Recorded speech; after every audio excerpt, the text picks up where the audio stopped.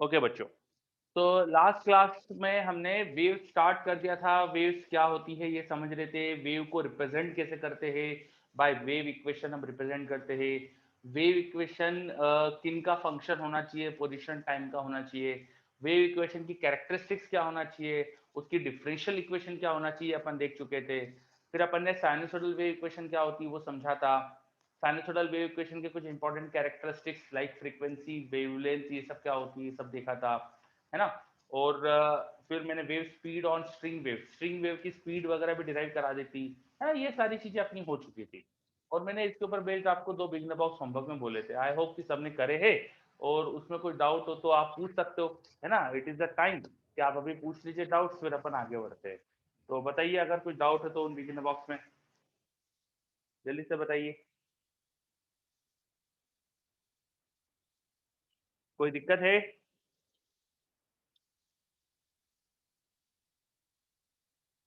मैं भी देख लेता हूँ मेरे पास।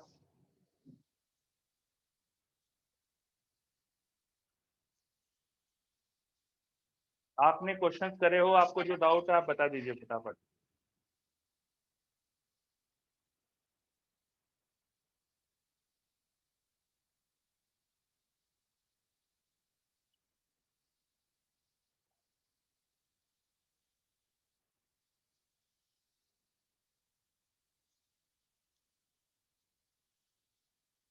चलिए BB1 में 13 क्वेश्चन से, इनमें कोई भी समस्या? BB1 में 13 क्वेश्चन है, कोई भी डाउट है क्या?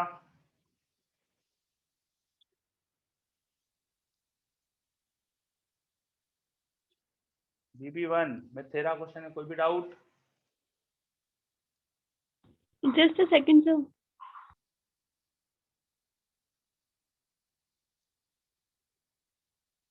BB2 में कुछ एंड के क्वेश्चन एनर्जी के है, एनर्जी के नहीं है, सॉरी। अच्छा, इसमें थ्योरी एनर्जी के क्वेश्चन नहीं दिखे मुझे।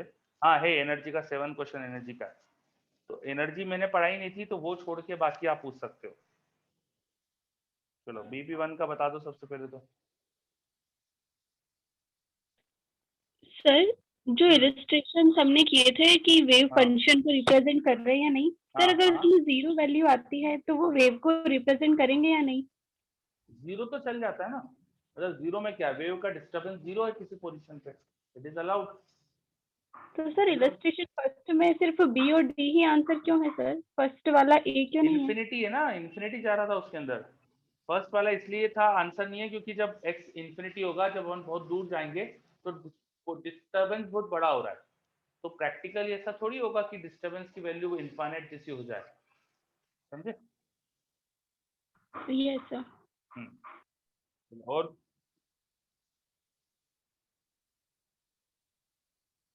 चलो तो फिर BB1 में कंप्लीट मानता हूँ, ठीक है। नहीं सर, पूछना है, हाँ तो वो ओपन बोलो ना नहीं हो पा जल्दी, मोहरा थोड़ी निकालना है, जल्दी बताओ। रहा।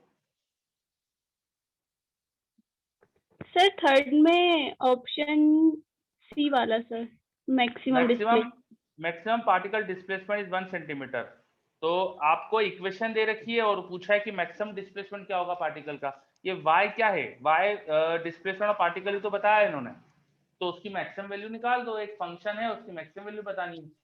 तो मतलब मैं इसमें क्या बताऊँ, मैथ है। सर उसको डिफरेंशिएट करके जीरो करने का आप कहेंगे ना? ऐसे ही भी दिख रहा है, डिफरेंशिएट करके जीरो की जरूरत ही नहीं है, ऐसे ही दिख जा रहा है। मतलब आपको जो फंक्शन दिया है अगर आप उसको थोड़ा सा अच्छे से देखो तो ये है वो फंक्शन। अब इसमें जो डिनोमिनेटर है ना, देखो वो इसका स्क्वायर प्लस 5 है। तो इस पूरे एक्सप्रेशन की मिनिमम वैल्यू कब आएगी, जब ये जीरो होगा, है ना। क्योंकि किसी चीज का स्क्वायर में 5 में ऐड करूंगा तो 5 से तो बड़ा नंबर आएगा। तो डिनोमिनेटर की मिनिमम वैल्यू 5 है। अब तुम सोच सकते हो कि डिस्प्लेसमेंट की मैक्सिमम वैल्यू क्या होगी, यस सर। है ना। And this is not physics, ये क्वेश्चन फिजिक्स नहीं था, बस नॉर्मल सोचना था, ठीक है। सर इसका और डी ऑप्शन भी। डी, इसका डी, थर्ड का D, it is symmetric pulse. Is this graph symmetric? ये ग्राफ सिमेट्रिक है क्या? Is this graph symmetric? ये जो इक्वेशन है ये सिमेट्रिक है क्या? अगर मैं x को नेगेटिव या x को पॉजिटिव रखूं, सपोज t जीरो है, t जीरो पर अब x चाहे पॉजिटिव नेगेटिव हो तो एक जैसी इक्वेशन मिलेगी ना, मुझे एक जैसी चीज मिलेगी ना। Yes sir. तो सिमेट्रिक हो गया इसका मतलब। और बताइए।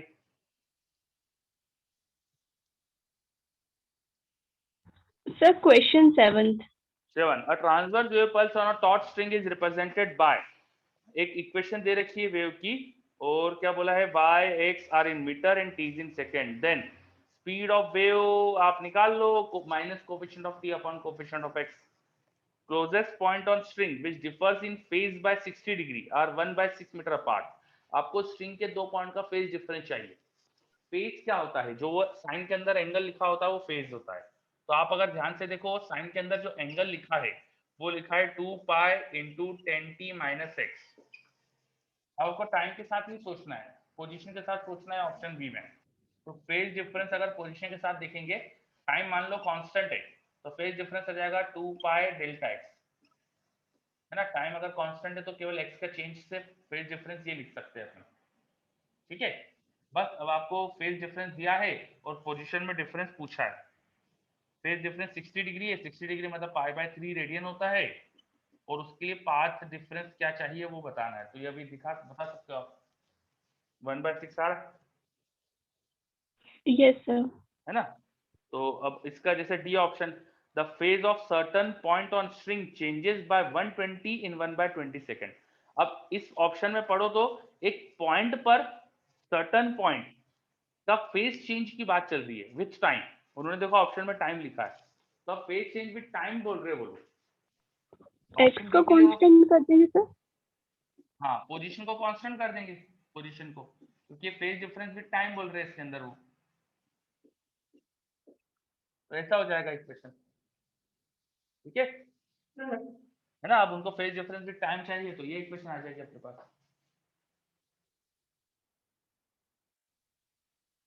कुछ समझ में आया कि क्या करा है मैंने ये? Yes sir. ओके, और बताओ, बाकी किसी बच्चे को डाउट? वर्षा, और कोई डाउट है? सर 10th में क्वेश्चन तो क्लियर हो गया, पर ऑप्शन समझ में नहीं आ रहे सर। ऑप्शन समझ में नहीं आ रहे। जैसे पहला ऑप्शन है कि displacement amplitude of wave is 0.25 metre. तो डिस्प्लेसमेंट एम्पलीट्यूड मतलब कि मैक्सिमम डिस्टर्बेंस कितना है। तो अगर आप ध्यान से देखें ग्राफ, जो ऑप्शन जो उन्होंने डायग्राम दिया है, 0.5 मीटर दिखाया, देखो मिनिमा और मैक्सिमा के बीच की गैप यस 0.5 सर। मीटर, तो उसका आधा ही एम्पलीट्यूड होगा ना इक्विलिब्रियम से मैक्सिमम डिस्प्लेसमेंट, है ना। मतलब जो हमें इक्वेशन दे रखी है वो आप अगर देखें उस ग्राफ के अंदर, वो ऊपर नीचे से दोनों तरफ जा रहा है पार्टिकल।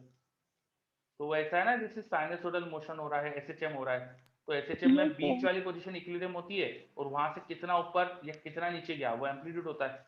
तो टोटल डिस्प्लेसमेंट ऊपर से नीचे का 0.5 है, तो सेंटर से ऊपर का है, सेंटर से नीचे का 0.25 हो जाएगा, तो एम्पलीट्यूड आ गया, यस सर। है ना। अब ऐसे देखकर बाकी चीजें देख लो यार उसमें, है ना। फिर मुझे दिख रहा है कि 2 मीटर पे पूरा एक साइकिल हो रहा है, तो 2 मीटर इसकी वो हो जाएगी वेवलेंथ। आप यस अगर सर। देखें एक पूरा साइकिल कंप्लीट होने में देखो 2 मीटर लेंथ लग रही है, तो 2 मीटर वेवलेंथ आ गई, है ना। वेवलेंथ पता चल गई आपको। फिर आप अगर ध्यान से देखें तो 0 सेकंड के बाद 0.1 सेकंड पे ग्राफ पाई/4 फेज डिफरेंस पे आ गया, और 0.2 सेकंड पे पाई फेज डिफरेंस पे आ गया। जो 0 सेकंड पे ग्राफ है बिल्कुल उसका उल्टा बनाया है 0.2 सेकंड पे, तो 0.2 सेकंड में फेज चेंज कितना हुआ है, पाई से। 0.2 सेकंड में फेज चेंज हुआ है पाई से, तो ये फेज चेंज का जो रिलेशन होता है ओमेगा टी से देखे, delta pi equal to omega delta t लिख सकता हूँ मैं। मेरे पास साइनसोइडल इक्वेशन दिख रही है, तो साइनसोइडल इक्वेशन होती थी y equal to a sin omega T minus के। तो ये टाइम के साथ फेज कैसे चेंज होता है, ओमेगा इंटू डेल्टा टी लिख सकता हूँ मैं, तो तुम्हें ओमेगा मिल जाएगा। आप अगर ध्यान से देखें जो ग्राफ ऐसा दिया है वो 0.2 सेकंड पे ऐसा बना दिया उन्होंने, जो 0 टाइम पे ग्राफ है, और ये 0.2 सेकंड पे ग्राफ दिया है। कुछ आया? Yes sir. हाँ, तो ओमेगा आ जाएगा, तो फिर वो उससे फ्रीक्वेंसी वगैरह भी निकाल सकते हो, जो पूछा बता सकते हो। चलो, तो ये क्वेश्चन में देख लो, और कोई दिक्कत है क्या इसमें? आप क्लियर है सर। 13 बता दीजिए। 13th आया, a transverse wave is travelling on string a transverse wave is travelling on string, एक रोप पर ट्रांसवर्स वेव ट्रेवल कर रही है। ट्रांसवर्स वेव मतलब कि उसमें पार्टिकल का डिस्प्लेसमेंट वेव प्रोपगेशन के परपेंडिकुलर होता है।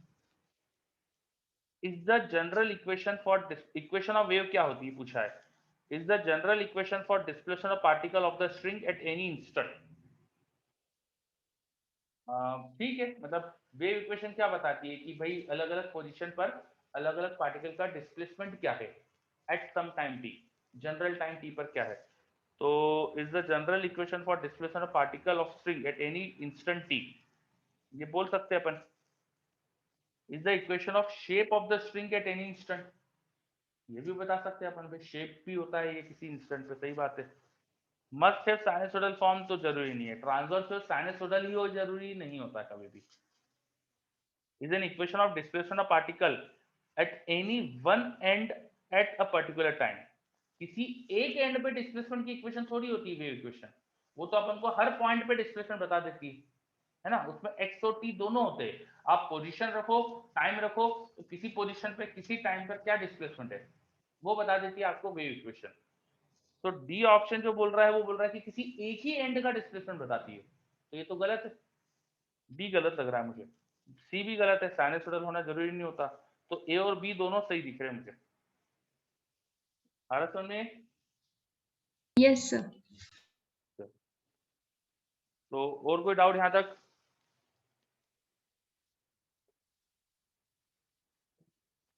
ओके, बहुत बढ़िया, आगे बढ़ते फिर।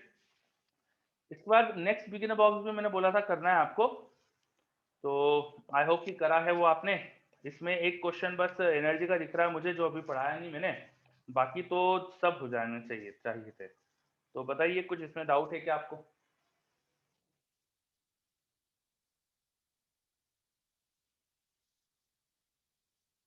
बताइए। Next beginner box 2। Sir second question में है। सेकंड में क्या समझते हैं? सर उसमें उन्होंने मास पर यूनिट लेंथ की जगह डायमीटर दिया है, तो फिर उससे कैसे डिराइव करना है रिलेशन, वो नहीं आ रहा है। दो स्टील वायर है, तो एक जैसे वायर होंगे, स्टील है तो डेंसिटी सेम होगी, है ना। अब वायर की कुछ लेंथ का अगर आपको मास निकालना हो तो आप कैसे निकालोगे, बताओ मुझे, जल्दी से बताओ। आपको डेंसिटी पता है, कैसे लिखोगे इसका मास? Density into volume. हाँ, तो वॉल्यूम कितना लिखोगे, जल्दी बोलो। क्या? यस सर, ठीक सिलेंड्रिकल है, है ना तो। हाँ, चलो तो मास बाय लेंथ क्या हो जाएगी? Mass per unit length. Yes sir, got it sir. हो गया, ठीक है। चलो और कोई डाउट, किसी को कुछ भी और डाउट है इसमें?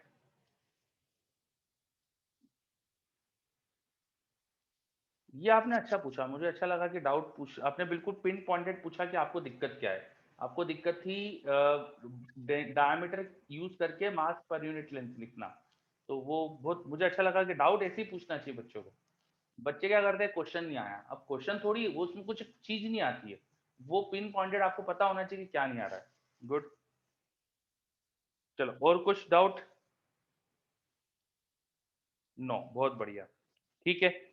तो हमारा स्ट्रिंग वेव में कुछ बेसिक बेसिक चीजें अपनी हुई है, एनर्जी कैलकुलेशंस वगैरह बाकी थी अपनी, तो अपन एनर्जी कैलकुलेशन देख लेते हैं, फिर इंटरफेरेंस, स्टैंडिंग वेव, इन सब चीजों पे आएंगे अपन, ठीक है। अब रोप पर जब वेव ट्रेवल कर रही है, रोप पर जब वेव ट्रेवल कर रही है, तो रोप में पार्टिकल्स का मूवमेंट हो रहा है, पार्टिकल्स का मूवमेंट हो रहा है, उनके अंदर काइनेटिक एनर्जी होगी, स्पीड है तो डेफिनेटली काइनेटिक एनर्जी होगी, है ना। तो अगर मेरे पास मान लीजिए कोई रोप थी, मैंने इस एंड से उस एंड के बीच में एक रोप बना रखी है, ये क्या है, एक रोप या स्ट्रिंग। इस रोप में मैं जब वेव क्रिएट करता हूं, तो वेव क्रिएट करने से रोप का शेप ऐसा हो सकता है कि रोप का शेप इस तरह का हो जाए किसी इंस्टेंट पे। तो हमें समझ में आ रहा है कि यहाँ पे जो पार्टिकल्स है उन सबका डिस्प्लेसमेंट हुआ है, डिस्प्लेसमेंट हुआ है, उन सबके डिस्प्लेसमेंट की इक्वेशन भी लिखते आती है आपको तो वेव इक्वेशन यही तो बताती है। वेव इक्वेशन आपको बताती है कि किसी पोजीशन पे किसी टाइम पर किसी पार्टिकल का डिस्प्लेसमेंट कितना है, वो इक्वेशन दे देती है आपको। तो y जो x, t का फंक्शन होता है वो यही बताता है। ठीक है, हम नॉर्मली साइनसोइडल वेव की बातें करते हैं, तो वो साइनसोइडल ले सकते हैं, लेकिन चलो फिलहाल जनरल बात करके चलते हैं, जनरल वेव इक्वेशन की बात करके चलते हैं। तो आपको डिस्प्लेसमेंट मिल गया, आपको फंक्शन ऑफ टाइम, तो इसकी वेलोसिटी भी लिख सकते हो पार्टिकल की। आप इस y को टाइम के साथ डिफरेंशिएट कर दो तो वेलोसिटी भी आ जाएगी। अब मैं वेलोसिटी लिखने के लिए यहाँ पे ये डेल लिख रहा हूँ। डेल इसलिए लिख रहा हूँ क्योंकि यहाँ पर y दो वेरिएबल का फंक्शन है, y पोजीशन का भी है, टाइम का भी है। मैं केवल टाइम के साथ डिफरेंशिएट करना चाह रहा हूँ, इसलिए मैं पार्शियल डिफरेंशिएशन का साइन यूज कर रहा हूँ। पार्शियल डिफरेंशिएशन का मतलब नॉर्मल डिफरेंशिएशन जैसे ही होता है, इसका मतलब ये होता है कि किसी एक वेरिएबल के रिस्पेक्ट में डिफरेंशिएशन। ठीक है, तो पार्टिकल के वेलोसिटी के लिए y को टाइम के साथ डिफरेंशिएट कर दो, तो किसी भी पार्टिकल की वेलोसिटी मिल जाएगी। मान लो यहाँ पे छोटी सी लेंथ dx थी, तो dx लेंथ में जो मास होगा, वहां पर छोटा सा मास जो होगा, उसका मास आप लिख सकते हैं ना म्यू इंटू dx। तो वहां से पार्टिकल की वेलोसिटी पता है, वहां पे मास पता है, तो वहां जो छोटी सी काइनेटिक एनर्जी की पार्टिकल की वो लिख सकते हो आप। वो लिख दोगे हाफ m, पार्टिकल की जो भी वेलोसिटी है उसका स्क्वायर। मास को लिख दो हाफ म्यू dx, और particle velocity is del Y by del t, ये स्क्वायर कर दो, तो आपको छोटी सी काइनेटिक एनर्जी मिल गई। तो यहां से मैं लिख सकता हूँ kinetic energy per unit length, छोटी सी काइनेटिक एनर्जी बाय छोटी सी distance, kinetic energy per unit length, उसका फॉर्मूला आ रहा है, वो आ रहा है half mu del Y by del T square. ये हमारे पास रिलेशन आ गया कि स्ट्रिंग में जब वेव ट्रेवल कर रही है तो छोटी सी काइनेटिक एनर्जी, छोटी सी length, kinetic energy per unit length का अपन ने फॉर्मूला निकाल दिया। ये बात समझ में आई क्या? जल्दी से बताओ, यहाँ कोई डाउट कि किसका फॉर्मूला निकाला मैंने? Kinetic energy per unit length का। ठीक है, वेरी गुड, है ना। अब देखो यहाँ पर जो स्ट्रिंग थी, रोप थी, रोप जैसे इस पोजीशन पे देखिए अपन, तो पहले ऐसी स्ट्रेट थी वो, लेकिन अब ऐसी टिल्टेड हो गई है, तो रोप की लेंथ खिंच गई ना, रोप की लेंथ बढ़ा दी। देखो आपने, रोप जो पहले सीधी थी उसको ऐसा कर दिया, तो हाइपोटेनियस की लेंथ जो ज्यादा आएगी ना भाई, ये ऐसे इंक्लाइन करने से रोप की लेंथ बढ़ जाएगी, तो रोप में इलोंगेशन क्रिएट करा है, रोप को खींच दिया, उसमें इलोंगेशन है। इलोंगेशन है तो उसमें इलास्टिक पोटेंशियल एनर्जी भी स्टोर्ड है। जब रोप में वेव ट्रेवल करती है तो वो इलांगेटेड होती है, इसलिए उसमें इलास्टिक पोटेंशियल एनर्जी भी स्टोर्ड होती है, इलास्टिक पोटेंशियल एनर्जी भी स्टोर होती है। और शायद आपने सुना होगा, इलास्टिक पोटेंशियल एनर्जी जो स्टोर होती है उसको half stress into strain into volume, ऐसा लिख सकते हैं अपन, half stress into strain into volume. कुछ याद आ रहा है? हाँ, Yes, half stress into strain into volume. yes, ठीक sir. है, और जो स्ट्रेस रहती है, स्ट्रेन रहती है, उसको भी स्ट्रेस के टर्म में पूरा कन्वर्जन कर दो। अगर पूरा कन्वर्जन कर दो तो वो फॉर्मूला मेरे पास आता है half T del Y by del x का whole square, half T del Y by del x का whole square. Elastic potential energy ये किसमें आई है? छोटी सी पोटेंशियल एनर्जी, छोटी सी लेंथ में। अगर मैं किसी छोटी सी लेंथ की छोटी सी पोटेंशियल एनर्जी निकालूं तो वो रिलेशन ये आ जाता है। अब इसका पूरा डेरिवेशन में नहीं जाने वाला हूं, नहीं तो पूरा बोर्ड भर जाएगा, है ना, और उसको कोई सेंस नहीं है। तो आप पूरा इसको याद रखो कि छोटी सी पोटेंशियल छोटी सी लेंथ में जो आती है उसका फॉर्मूला ये आता है।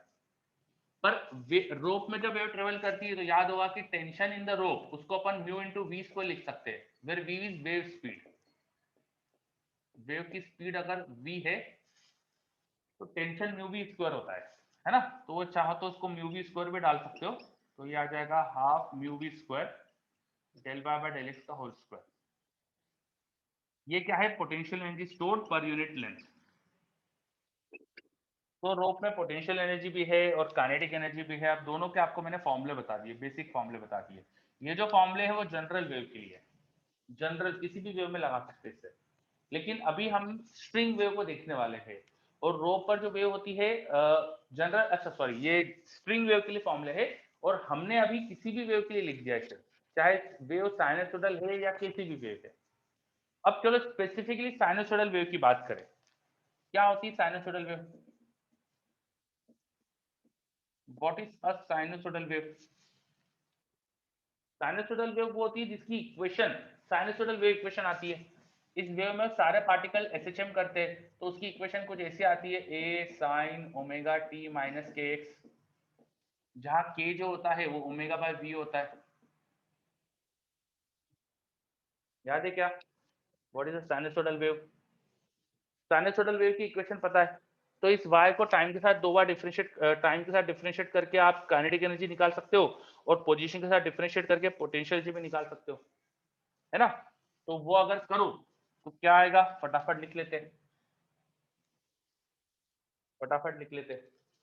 Kinetic energy per unit length निकाले अपन, तो देखो हाफ म्यू तो कांस्टेंट है, फिर del Y by del t का स्क्वायर, इसको टाइम के साथ डिफरेंशिएट करो, जब टाइम के साथ डिफरेंशिएट करोगे तो ए तो कांस्टेंट है, और साइन ओमेगा टी का डिफरेंशिएशन आ जाएगा कॉस, और ओमेगा टी का एक ओमेगा, तो एक ओमेगा बाहर आ जाएगा और डिफरेंशिएशन कॉस में आ गया। फिर इस चीज का स्क्वायर लगाना है, तो स्क्वायर लगा के मैं कॉमन स्क्वायर लगा के लिख देता हूँ इसी स्टेप में, तो ये हो गया A square omega square cos square omega T minus K X, मैंने स्क्वायर लगा के लिख दिया। समझ में आया क्या मैंने क्या करा? Yes sir. है ना? Kinetic energy per unit length क्या आएगी वो निकाली। वैसे ही potential energy per unit length, potential energy by length ये निकाले आप, तो देखो इसमें del Y by del X निकालना पड़ेगा, डिफरेंशिएशन y का x के साथ करना है। अब इस y को x के साथ डिफरेंशिएट करोगे तो k स्क्वायर आ जाएगा ना यहाँ पे, जब t के साथ करा तो ओमेगा मल्टीप्लाई हुआ था, जब x के साथ करोगे तो k स्क्वायर मल्टीप्लाई होगा ना। समझ में आ रहा है क्या? Yes sir. Half mu v square, और यहाँ अंदर आ जाएगा a square k square, differentiation sine का तो कॉस ही आने वाला है ओमेगा टी माइनस के, but see that k into v is omega, यहां से देखो जरा k into v is omega, तो देखो ये k इंटू वी इसको ओमेगा लिख सकता हूं, ये k इंटू वी का टर्म ये ओमेगा स्क्वायर,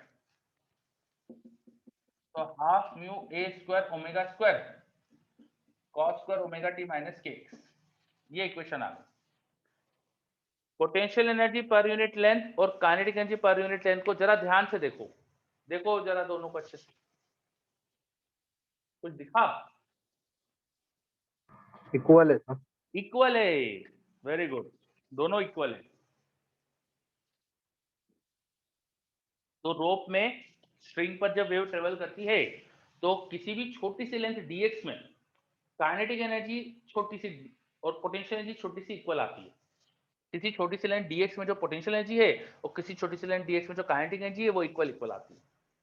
ठीक है, अच्छा ये वेरिएबल है लेकिन दोनों, है ना, एक ही जगह खड़े हो जाए, किसी एक ही पोजीशन पे खड़े हो जाए, एक्स पे खड़े हो जाए, तो टाइम के साथ ये बदलती है, एनर्जी बदल रही है, इसलिए बदल रही क्योंकि पावर एनर्जी फ्लो करती है वेव में, एनर्जी फ्लो कर रही है तभी तो हर पोजीशन की एनर्जी चेंज होगी विद टाइम। ठीक है, चलो लोग टोटल एनर्जी पूछ लेते हैं हमसे, टोटल एनर्जी, तो टोटल इनको सम कर दो भैया। मान लो टोटल एनर्जी अपन ने लिखा डी बाई डी एक्स, इनको ऐड करो, ऐड करोगे तो क्या आएगा, सेम ही है, डबल कर दो बस, mu A square omega square cos square omega T minus K X, क्या जाएगा। एक छोटी सी लेंथ की टोटल एनर्जी, ये टाइम के साथ चेंज हो रही है, देखो किसी एक पोजीशन एक्स पे खड़े हो जाओ तो टाइम चेंज होने से ये चेंज होगी। इसकी एवरेज वैल्यू निकाल लेते हैं, average of total energy per unit length, वो निकालते हैं तो कॉस स्क्वायर वाले टर्म का एवरेज आ जाएगा, साइन स्क्वायर या कॉस स्क्वायर वाले टर्म का एवरेज हाफ आता है, याद है ये अपन एसी वगैरह में पढ़ा है। तो average total energy per unit length ही आ गई। अगर किसी ने लंबाई दी रस्सी की, रस्सी कितनी लंबी है जिसमें वेव चल रही है, तो टोटल एनर्जी इन रोप भी लिख सकते, total energy in rope of length L, इसमें लेंथ मल्टीप्लाई कर दो, एक वेवलेंथ में कितनी एनर्जी कोई पूछ ले तो यहाँ वेवलेंथ मल्टीप्लाई कर दो, ये एनर्जी पर यूनिट लेंथ थी और इसमें वेवलेंथ मल्टीप्लाई करोगे तो एक वेवलेंथ में कितनी एनर्जी आ गई वो पता चल जाएगा अपन को। आ रहा समझ में एक से? Yes sir. बहुत बढ़िया, सभी बच्चे देख लो अच्छे से, कोई भी समस्या हो यहाँ तो बताओ। ठीक है, बहुत आसान ये सारी चीजें, अगर मैथ्स हटा के दिमाग फिजिक्स में लगा के सीखो। इक्वेशन थोड़ी टफ दिखती है ना, लुक्स में ऐसा लगता है कि यार ये क्या कैसी बड़ी बड़ी इक्वेशंस है, बट अगर पीछे का लॉजिक सोचो तो बहुत आसान है। हमने kinetic energy per unit length कैसे निकाली, बस ये फॉर्मूला था, y को t के साथ डिफरेंशिएट करा और रख दिया, तो डिफरेंशिएशन आता है, डिफरेंशिएट करके रख दिया।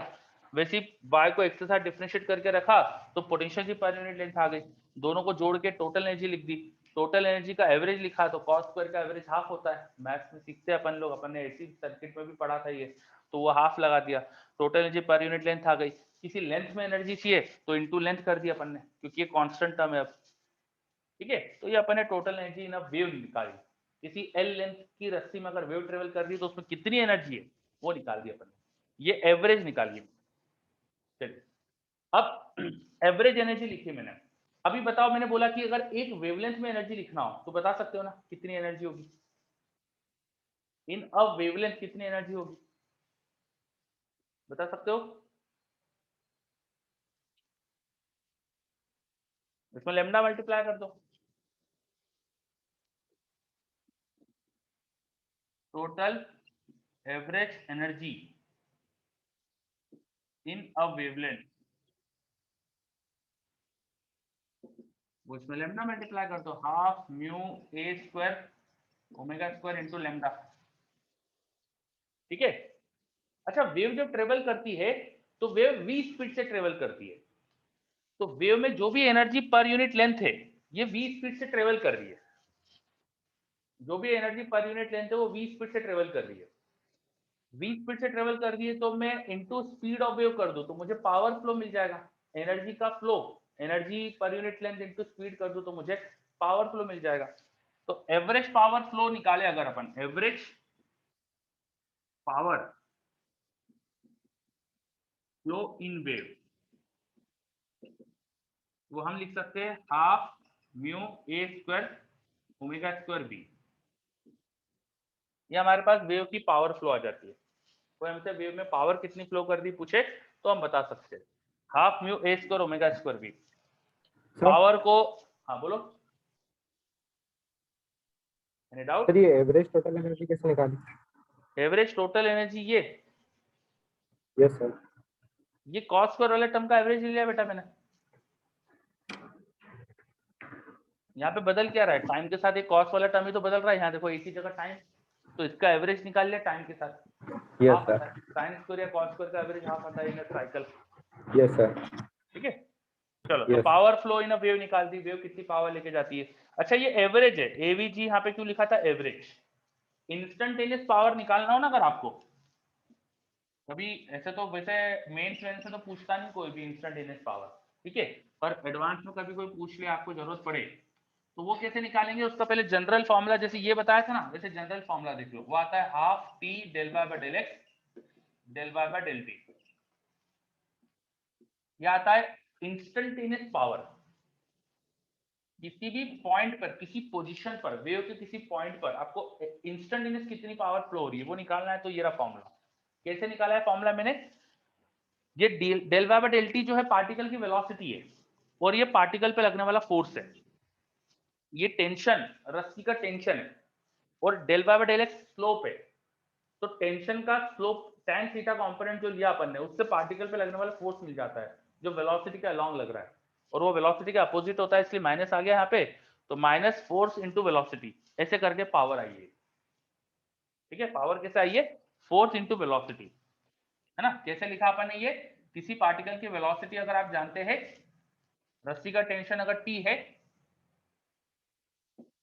तो रस्सी के टेंशन का जो इधर कंपोनेंट होगा टी, स्ट्रिंग का हॉरिजॉन्टल से एंगल लिया जाता है उसका स्लोप, तो टी का साइन कंपोनेंट इनटू वीपी कर दो, माइनस इसलिए लगाया क्योंकि टेंशन नीचे है वेलोसिटी ऊपर, तो इससे पावर निकाली अपन ने, और sine theta nearly tan theta, वैसे del Y by del X कर दिया उसको मैंने। समझ में आया क्या पावर का फॉर्मूला, फोर्स डॉट वेलोसिटी से करा है मैंने पावर, आ रहा है क्या? बस अब डेल बाय डेल एक्स और del by dt sinusoidal wave के लिए तुम लिख सकते हो, तो ये लिखो तो इंस्टेंटेनियस पावर का फॉर्मूला मिल जाएगा आपको, है ना। और उसी की एवरेज वैल्यू देखना ये आएगी, तो डू द ऑनर्स, करना वो घर पे आप खुद से कर लोगे।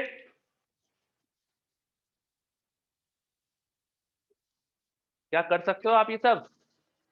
चलो, तो हमने वेव में पावर कितनी फ्लो होती है, वेव में एनर्जी किस किस फॉर्म में होती है, ये सब देखा। वेव में एनर्जी, टोटल मैकेनिकल एनर्जी जो वेव की है वो एक तो काइनेटिक एनर्जी है, पार्टिकल ऊपर नीचे डिस्प्लेस हो रहे हैं तो उनमें काइनेटिक एनर्जी है।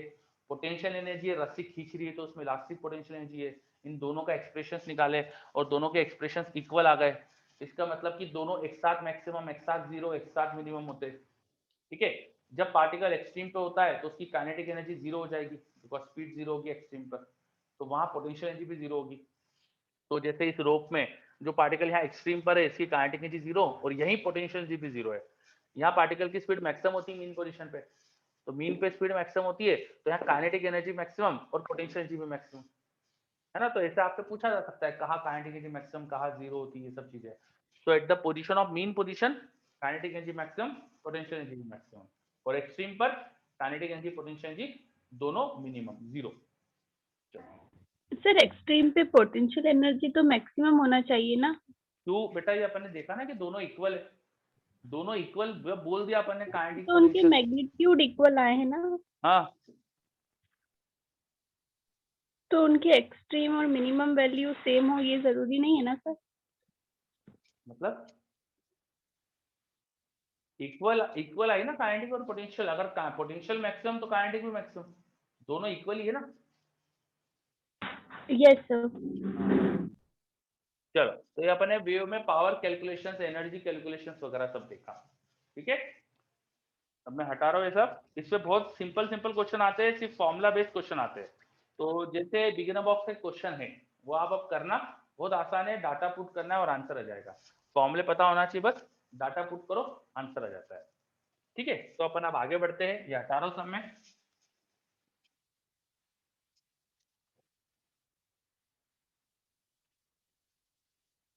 इसके बाद हम देखते हैं superposition of waves. Next लिखिए superposition of waves, superposition of waves.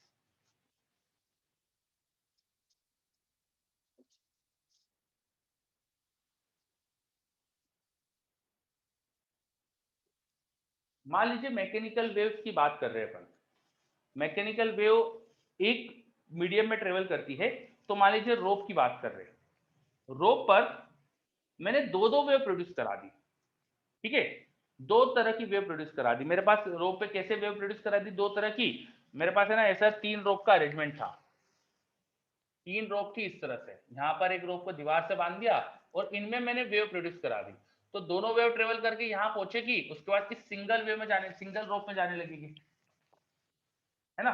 तो दो वेव मिलकर फिर एक अकेली रोप में जाने वाली है, कुछ ऐसा अपन ने सिचुएशन क्रिएट कर ली। जब भी ऐसा होता है कि किसी पॉइंट पर दो या दो से ज्यादा वेव आती है, तो वहां अगर वेव बहुत लार्ज डिस्प्लेसमेंट ना क्रिएट कर रही हो, एनर्जी का बहुत ड्रास्टिक वेरिएशन ना आ रहा हो, तो हम सुपरपोजिशन प्रिंसिपल लगा सकते हैं। बेस्ड ऑन सुपरपोजिशन प्रिंसिपल हम क्या बोल सकते हैं कि किसी पॉइंट पे जो रिजल्टेंट डिस्टर्बेंस होगा वो हर वेव ने जितना डिस्टर्बेंस प्रोड्यूस करा है उसका वेक्टर एडिशन कर देंगे। मान लो n वेव एक ही पॉइंट पर आ रही है, तो उस पॉइंट पर रिजल्टेंट डिस्टर्बेंस, सारी n वेव का जो डिस्टर्बेंस होगा उनका वेक्टर एडिशन कर दो। बात समझ में आ रही है? ये आपने सुना होगा शायद सुपरपोजिशन, यहाँ पे इंटरफेरेंस पड़ा हुआ है ना वेव ऑप्टिक्स में, हाँ, तो वहां सुना है आपने, ठीक है। अभी जो सुपरपोजिशन प्रिंसिपल है ना, इसका एक स्पेशल केस होता है इंटरफेरेंस, इसके बहुत सारे स्पेशल केस होते हैं, तो वन स्पेशल केस होता है इंटरफेरेंस।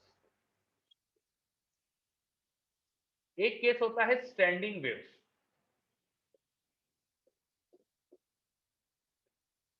एक केस होता है सुपरपोजिशन प्रिंसिपल का बीट्स, ठीक है। तो हम एक एक करके सभी स्पेशल केसेस को देखने वाले हैं। इंटरफेरेंस, स्टैंडिंग वेव, बीट्स, ये तीनों साउंड वेव में बहुत अच्छे से समझ में आता है, साउंड वेव में बहुत अच्छे से समझ में आता है। स्टैंडिंग वेव रोप पर भी समझ में आता है, तो रोप पर वेव की बातें चल रही है, अपन लोग स्ट्रिंग वेव्स पढ़ रहे हैं अभी, अपना जो चैप्टर है स्ट्रिंग वेव। तो स्ट्रिंग वेव में स्टैंडिंग वेव पे क्वेश्चन ज्यादा मिलेंगे आपको, स्ट्रिंग वेव में इंटरफेरेंस पे क्वेश्चन ज्यादा नहीं मिलेंगे, बिकॉज स्ट्रिंग वेव में इंटरफेरेंस ज्यादा कुछ दिखता नहीं प्रैक्टिकली अपन को, ठीक है। बाकी ये तीनों चीजें साउंड वेव में बहुत अच्छे से मिलती है, तो इसलिए साउंड वेव में ज्यादा क्वेश्चन मिलेंगे इसके ऊपर आपको। चलिए, अब इंटरफेरेंस क्या होता है, तो चूंकि वेव ऑप्टिक्स पढ़ा हुआ है आपने, तो बहुत जल्दी से मैं आपको बता देता हूँ व्हाट इज इंटरफेरेंस। जब कोहेरेंट वेव मिलती है तो रिजल्टेंट फिनोमेना कहलाता है इंटरफेरेंस। इंटरफेरेंस होने के लिए वेव्स कैसी होना चाहिए, कोहेरेंट। याद है क्या आपको, इंटरफेरेंस होने के लिए वेव्स कैसी मिलना चाहिए, कोहेरेंट, ठीक है। और कोहेरेंट वेव अगर मिलती है तो इंटरफेरेंस को थोड़ा सा डिटेल में देख रहे हैं अपन, बाकी को बाद में देखेंगे। जब कोहेरेंट वेव मिलती है, जैसे कि पहली वेव अपन ने मान ली a1 sin omega t minus kx, दूसरी वेव मान ली मैंने y2 equal to a2 sin omega t minus kx plus five. Coherent wave में फेज डिफरेंस टाइम के साथ कांस्टेंट होता है, इसके लिए ओमेगा सेम k सेम होना चाहिए, बस फेज चेंज होगा, फेज फाइव टाइम के साथ वो भी कांस्टेंट होगा। तो यहाँ पे जो रिजल्टेंट वेव बनती है वो आपको शायद याद ही होगा, उसका कुछ रिजल्टेंट एम्पलीट्यूड आता है into sin omega t minus kx plus कुछ डेल्टा। ये जो रिजल्टेंट एम्पलीट्यूड होता है इसका फॉर्मूला भी तुमको पढ़ाया होगा, a1 square plus a2 square plus 2a1 a2 cos five. कुछ याद आ रही है चीजें, Yes, sir. है ना? हाँ, और इससे रिजल्टेंट इंटेंसिटी की इक्वेशन पे जाती है I1 plus I2 plus 2I1 I2 cos five. अभी थोड़ी देर पहले हमने इंटेंसिटी पढ़ा, पावर पढ़ा था, है ना। Power upon cross section area तो इंटेंसिटी होती है, पावर अपॉन एरिया यही तो होती है ना इंटेंसिटी। पावर का फॉर्मूला आया था हमारे पास half mu A square omega square V, उसको वेव के एरिया से डिवाइड कर दो, वेव जिस रूप में चल रही है उस एरिया से डिवाइड करो, तो ये प्रोपोर्शनल आएगा, देखो एम्पलीट्यूड के स्क्वायर के, वेव के एम्पलीट्यूड के स्क्वायर के प्रोपोर्शनल आता है। तो intensity is proportional to amplitude square, तो एम्पलीट्यूड स्क्वायर को इंटेंसिटी लिख के अपने पास इक्वेशन आती है। बोलो कुछ याद आ रहा है ये, Yes, sir. और बाकी फिर तो आपने पढ़ा ही है इंटरफेरेंस पूरा। तो सुपर इसमें मैक्सिमा मिनिमा के कंडीशंस वगैरह क्या होती है, क्या होती है मैक्सिमा की कंडीशन बताओ।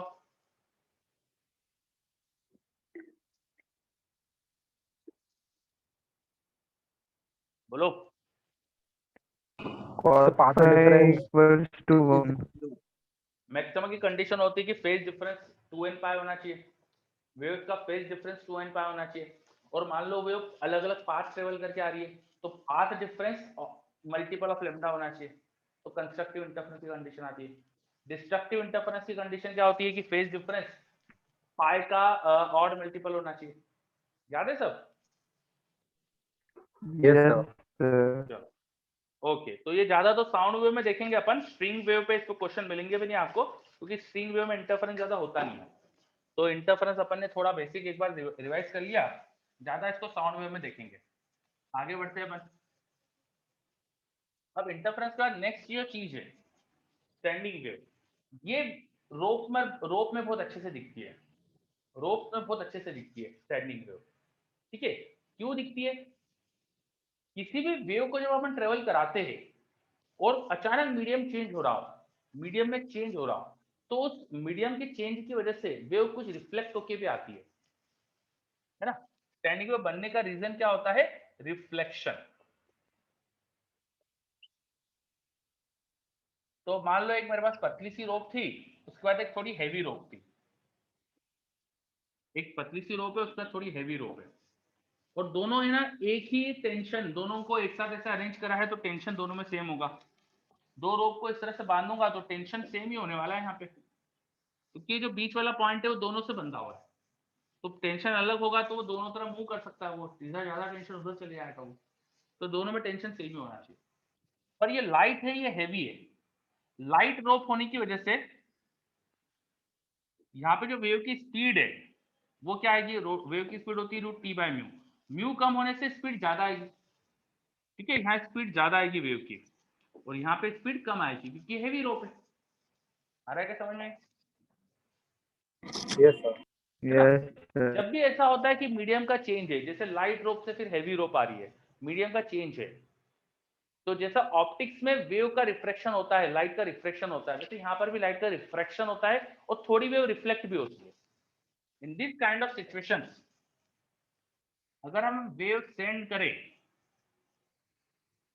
तो ये वेव मीडियम बाउंड्री से टकराकर थोड़ा रिफ्लेक्ट होती है और थोड़ा दूसरे मीडियम में ट्रांसफर हो जाती है।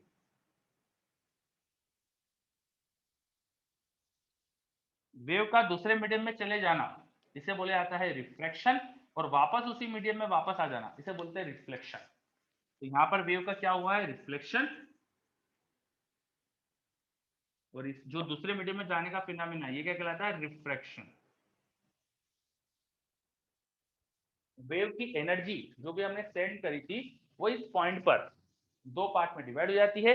जो भी इंसिडेंट एनर्जी है वो कुछ रिफ्लेक्ट होती है, कुछ रिफ्रैक्ट होती है, कुछ वापस आ जाती है, कुछ इधर जाती है। अब क्योंकि ये हैवी रोप थी तो हैवी रोप से रिफ्लेक्शन होने में पाई का फेज डिफरेंस आता है। इधर की रोप हैवी थी तो यहाँ पे पाई का फेज चेंज है। समझ में आ रहा है? रिफ्लेक्शन में पाई का फेज चेंज हुआ बिकॉज हैवी डेंसर मीडियम से रिफ्लेक्शन हुआ।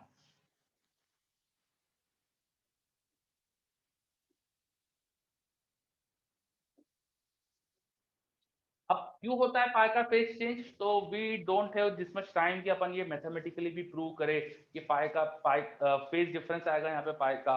अभी आपको बस याद रखना है, और अगर आपको थोड़ा डिटेल में जानना चाहते हैं तो एससीबी में बहुत अच्छे से समझाया है इसे, आप एससीबी से एक बार पढ़ के देख सकते हैं। वो कुछ उन्होंने मीडियम में फोर्स डेवलप होता है उसके एग्जाम्पल से कुछ समझाने की कोशिश करी है। ठीक है, तो अभी बस याद रखो कि जब भी हैवी मीडियम से वेव रिफ्लेक्ट होती है तो पाई का फेज डिफरेंस आता है। आ रहा है क्या समझ में ये? Yes, sir. ठीक है, और अगर लाइटर मीडियम हो दूसरी तरफ, मतलब यहाँ पे हैवी रोप थी, हैवी रोप से अपन ने वेव सेंड करी थी और उधर एक लाइट रोप थी, तब क्या होता है, रिफ्लेक्टेड वेव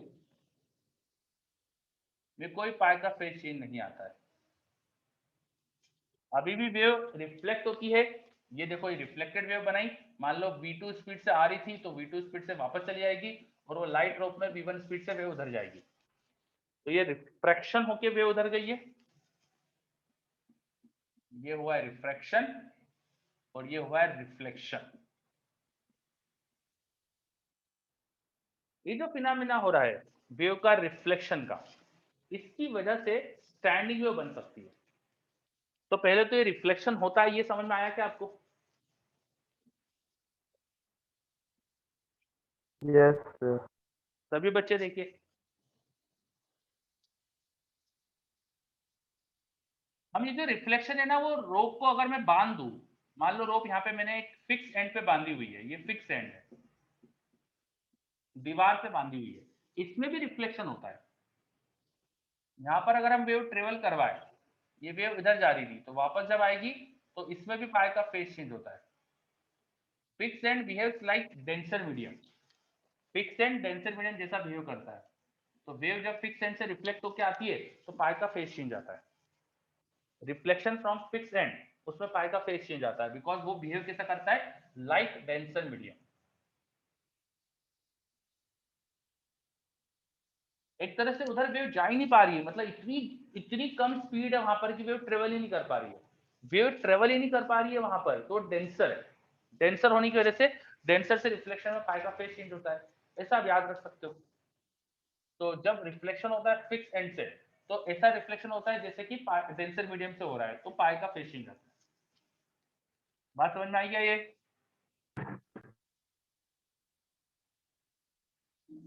फिर रोप का अपन फ्री एंड भी बनवा सकते हैं। फ्री एंड का मतलब जो ऊपर नीचे मूव करने के लिए फ्री है। देखो देखो मैंने क्या करा, एक रॉड ली है जो फ्रिक्शन लेस है। अब फ्रिक्शन लेस होने की वजह से ये एक रिंग है जिस पर रस्सी बांधी हुई थी, रिंग ऊपर नीचे जा सकती है, ये रिंग है जो ऊपर नीचे जा सकती है, तो this is a movable ring. तो ये रिंग ऊपर नीचे जा सकती है तो रोप का ये एंड फ्री हो गया ना, ये तो इजीली ऊपर नीचे जा सकता है, दिस इज फ्री एंड। और ये कैसा बिहेव करता है, लाइट मीडियम। तो जब इस तरह का सिचुएशन हो कि एक वेव ट्रेवल होकर आ रही है रोप में और उसको एक फ्री एंड एनकाउंटर होता है, तो ड्यू टू फ्री एंड वो भी रिफ्लेक्ट होती है और ऐसे रिफ्लेक्ट होती है कि फ्री एंड लाइट मीडियम से रिफ्लेक्ट हुई है, तो उसी बिना फेज चेंज हुए वापस रिफ्लेक्ट हो जाती है। जब डेंसर मीडियम से वेव का रिफ्लेक्शन होता है तो पाई का फेज चेंज हो जाता है, जब फ्री एंड से वेव का रिफ्लेक्शन होता है तो बिना फेज चेंज हुए वेव रिफ्लेक्ट होती है। तो ये रिफ्लेक्शन ऑफ वेव पढ़ा अपन ने, from a fix and, from a free and. दोनों चीजें आई क्या समझ में अच्छे से? Yes sir. सभी बच्चे देख लो।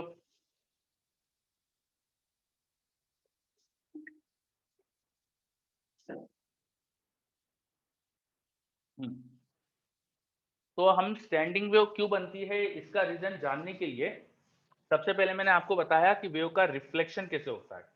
तो जब दो अलग अलग मीडियम होते हैं तो वेव का रिफ्लेक्शन हो सकता है।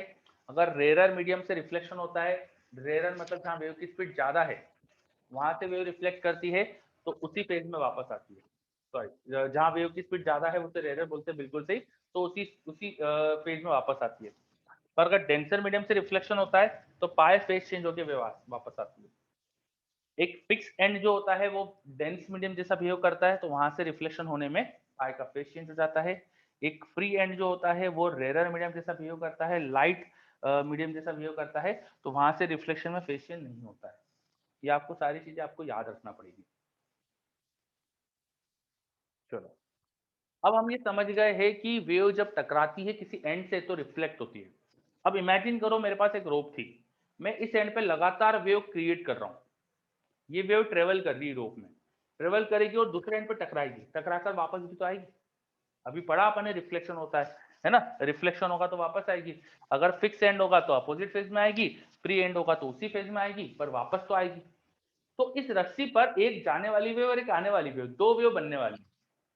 जब भी ऐसा होता है कि दो अपोजिट मूविंग वेव मिलती है किसी रोप पर तो स्टैंडिंग वेव बनती है। बस यही अपनी स्टैंडिंग वेव बनने का रीजन होता है। स्टैंडिंग वेव कब बनती है? Superposition of two wave moving in opposite direction. Superposition तो पढ़ ही रहे थे अपन, तो यहाँ पे वेव जो होती है उनमें प्रॉपर्टी क्या है? Moving in opposite direction. दो अपोजिट डायरेक्शन में चलने वाली वेव का सुपरपोजिशन जब होता है तो हमें मिलती है स्टैंडिंग वेव। बोलो बच्चों, आया कुछ समझ में? स्टैंडिंग वेव कब बनती है? Yes sir. आप लोग एक्टिव रहोगे, रिप्लाई करोगे तो मुझे भी पता चलेगा आपको क्या आ रहा है। बोलोगे नहीं तो पता नहीं चलेगा। तो सभी बच्चों से रिक्वेस्ट है कि भैया सुनो, समझो, जो दिक्कत आए उसी समय पूछो। चलो, वेरी गुड। तो अभी अपने वेव का रिफ्लेक्शन पढ़ लिया था, तो ये सब हटा रहा हूं मैं, ठीक है? रिफ्लेक्शन हटा रहा हूं मैं। ओके, अब हम स्टैंडिंग वेव पे आ जाते हैं। What are standing wave? Beats अभी हटा रहा हूं मैं, बाद में लिखेंगे अपन, इसको बाद में देख लेंगे। फिलहाल मैं हटा देता हूं बिकॉज हमें स्टैंडिंग वेव पे फोकस करना है। तो स्टैंडिंग वेव कब बनती है? जब किसी रोप में दो तरह की वेव ट्रेवल हो रही हो। इस तरह की वेव जिनका मोशन अपोजिट हो रहा है। मान लो ये दो अपोजिट चलने वाली वेव एक ही रोप पर है, इससे स्टैंडिंग वेव बन जाती है। वेव जब अपोजिट डायरेक्शन में चल रही है तो वेव इक्वेशन में फर्क आएगा। क्या फर्क आएगा? मान लो एक इक्वेशन लिखी omega T minus K x, तो यहाँ बीच में एक्स और टी का साइन नेगेटिव है, एक दूसरे का अपोजिट है। ये बताता है कि पॉजिटिव डायरेक्शन में जा रही है वेव। ये क्या बता रहा है? ये पॉजिटिव डायरेक्शन में चल रही है। दूसरी वेव जो उल्टा चल रही है उसको मैं ले सकता हूं साइन ओमेगा टी प्लस के एक्स। अच्छा, उसमें फेज चेंज भी होता है, नहीं भी होता है ना? तो फिलहाल अपन मान लेते कि नहीं हो रहा, तो दोनों साइन वेव ही है, ऐसा मान लेते फिलहाल। तो ये नेगेटिव डायरेक्शन में चलने वाली वेव है। ठीक है, यहाँ पर एक्स और टी का साइन सेम है, देखो ये भी प्लस ये भी प्लस। फिलहाल मैंने एम्पलीट्यूड भी सेम ले लिया, जरूरी नहीं कि एम्पलीट्यूड सेम हो, फिलहाल ले लिया सेम। ऐसा मान लिया कि 100% एनर्जी वापस आ गई, एम्पलीट्यूड सेम है। समझ में आया कि मैंने क्या क्या माना है? Yes sir. Yes sir. Okay, अब बताओ, इन दोनों का सुपरपोजिशन करेंगे। सुपरपोजिशन क्या बोलता है? इनको जोड़ दो। एम्पलीट्यूड एक ही डायरेक्शन में डिस्प्लेसमेंट है तो डायरेक्ट जोड़ सकता हूं मैं। तो डायरेक्ट एडअप करो, तो रिजल्टेंट वेव क्या बनेगी, जोड़ो, बोलो, ए कॉमन ले लो, sine C plus sine D, जोड़ो, बताओ क्या आएगा। अरे sine of C plus sine of D, जल्दी बोलो क्या आएगा। 2 sin c plus d by 2 2 sine c plus d by 2 दोनों का सम का हाफ, तो ओमेगा टी हो जाएगा, फिर cos c minus d by 2 cos c minus D by 2, तो डिफरेंस लेंगे तो आ जाएगा के एक्स, kx तो ऐसा टर्म बनने वाला है ना, yes sir है ना। अच्छा यहाँ cos होता तो, यहाँ cos होता तो क्या था,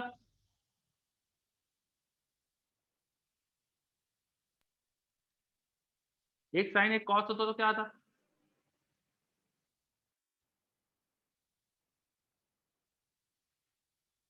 जल्दी बोलो यार, sine C plus cos D, आता है ना फॉर्मूला ऐसा कुछ।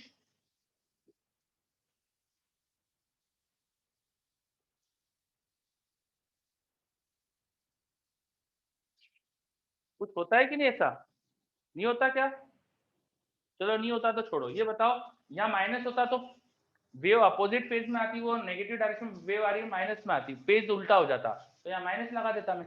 अब साइन सी माइनस साइन डी का फॉर्मूला लगता तो क्या बनता मेरे पास, बोलो, साइन सी माइनस साइन डी में, जल्दी जवाब। 2 cos c plus d by 2 sin c minus d by 2। हाँ, बेसिकली कहने का मतलब यह है कि अलग अलग सिचुएशन हो सकती है यहाँ पर, और मेरे पास यहाँ पे साइन और कॉस इंटरचेंज भी हो सकते हैं, यस सर। ठीक है। अभी आपने जस्ट बताया, और बाकी बच्चे क्या कर रहे हैं बताओ यार, है ना। पॉइंट ये है कि जो अभी मैंने इक्वेशन बनाई है, इसमें साइन के साथ ओमेगा टी है, कॉस के साथ के एक्स है। ऐसा भी हो सकता है कि कॉस के साथ ओमेगा टी आ जाए और साइन के साथ के एक्स हो जाए, ऐसा भी हो सकता है, वो डिपेंड करेगा सिचुएशन पे। पर एक चीज तो श्योर है कि दो टर्म आएंगे, साइन के साथ ओमेगा टी कॉस के एक्स, या कॉस के साथ ओमेगा टी साइन के एक्स, या दोनों साइन में ओमेगा टी और के एक्स, या दोनों कॉस में ओमेगा टी और के एक्स। तो कई सारी वैरायटी बन सकती है डिपेंडिंग अपॉन किस तरह की वेव को सुपर इंपोज कराया अपन, वैरायटी कई तरह की बन सकती है।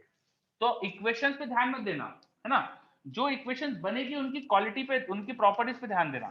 सभी इक्वेशन जो बनने वाली है, सभी इक्वेशन जो बनने वाली है, उसमें एक टर्म ओमेगा टी वाला होने वाला है, एक के एक्स वाला होने वाला है, ठीक है।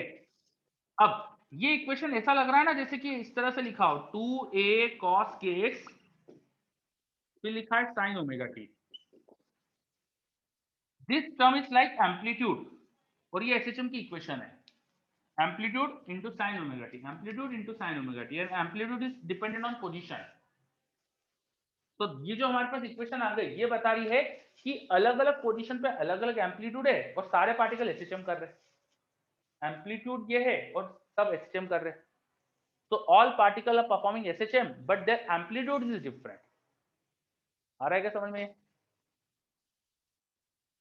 Yes sir. yes sir ना? और बताओ जहां cos kx का टर्म जीरो हो गया, मान लो cos kx किसी जगह जीरो है, तो वहां तो रिजल्टेंट डिस्प्लेसमेंट जीरो हो जाएगा, यस सर। है ना। तो कुछ जगह ऐसी होगी जो हर टाइम पे जीरो पोजीशन पे होगी, कुछ पोजीशन ऐसी होगी जो हर टाइम पे जीरो पोजीशन पे होगी, समझ में आ रहा है। ऐसी पोजीशन को कहते हैं node, node position where displacement of particle is always zero। अच्छा कहीं पर ये वन हो जाएगा, वन या -1, तो वहां पे एम्पलीट्यूड 2a हो जाएगा। कुछ पोजीशन पे पार्टिकल का एम्पलीट्यूड बहुत ज्यादा 2a है, उन्हें कहते हैं antinode, position of maximum amplitude. अलग अलग पोजीशन पे एम्पलीट्यूड अलग अलग मिल रहा है अपन को, कुछ पोजीशन में मैक्सिमम मिल रहा है, उन्हें कह दिया एंटीनोड। ये x के साथ जो इक्वेशन है, ये हमें बता रही है कि अलग अलग पोजीशन पे अलग अलग एम्पलीट्यूड है। अगर मैं इसकी अलग अलग टाइम पे इक्वेशन बनाऊं, चलो ओमेगा टी जीरो है, तब अपन y को प्लॉट करें, तो ऐसा दिखेगा मुझे string at omega t equal to zero, है ना। फिर थोड़ी देर बाद देखेंगे, थोड़ी देर बाद देखेंगे मान लो ओमेगा टी की वैल्यू हो गई कुछ π/3, π/6 हो गई, तब क्या मिलेगा मुझे?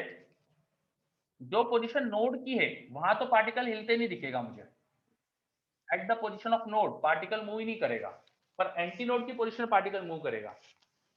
तो मुझे स्ट्रिंग ऐसे शेप में दिखेगी।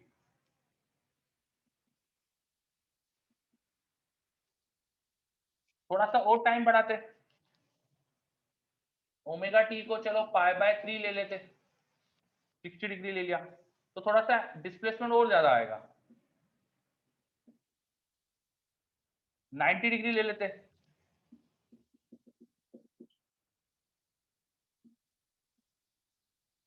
तो डिस्प्लेसमेंट थोड़ा और ज्यादा हो जाएगा।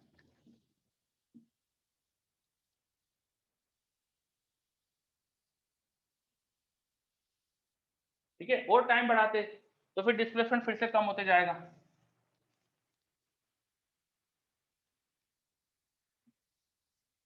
फिर थोड़ी देर बाद देखेंगे तो स्ट्रिंग बिल्कुल सीधी हो जाएगी। फिर थोड़ी देर बाद देखेंगे तो स्ट्रिंग में बिल्कुल अपोजिट दिखने लगेगा, नीचे की तरफ डिस्प्लेसमेंट होने लगेगा पार्टिकल का।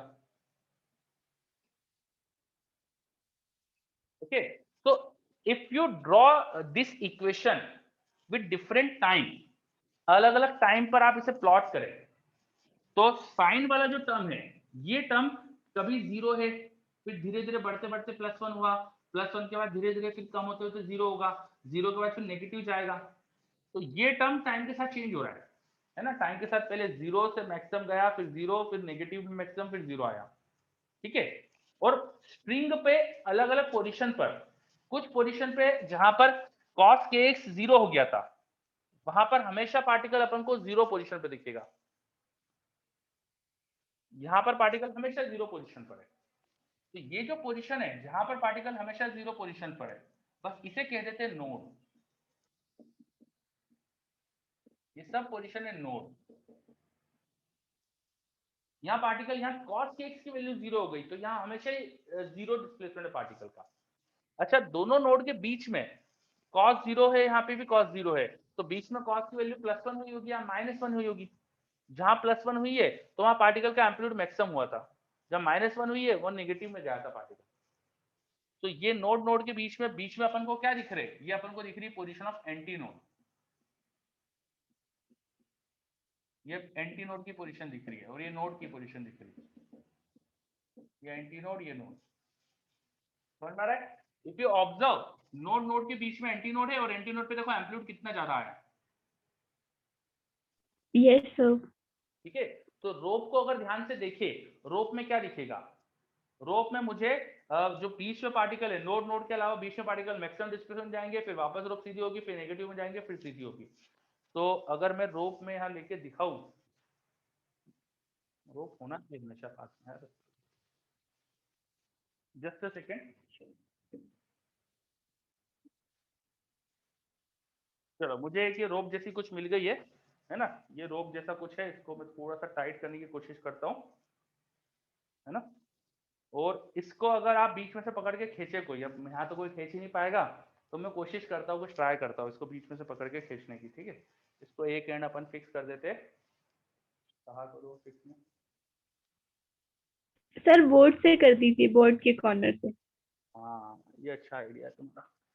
चलो, यहाँ पे शायद अब तुम्हें दिख रहा है, क्या दिख रहा है? ऐसा कुछ करा है मैंने। अब इसको ऐसा पकड़ के खींचो तो क्या होता है इसके अंदर,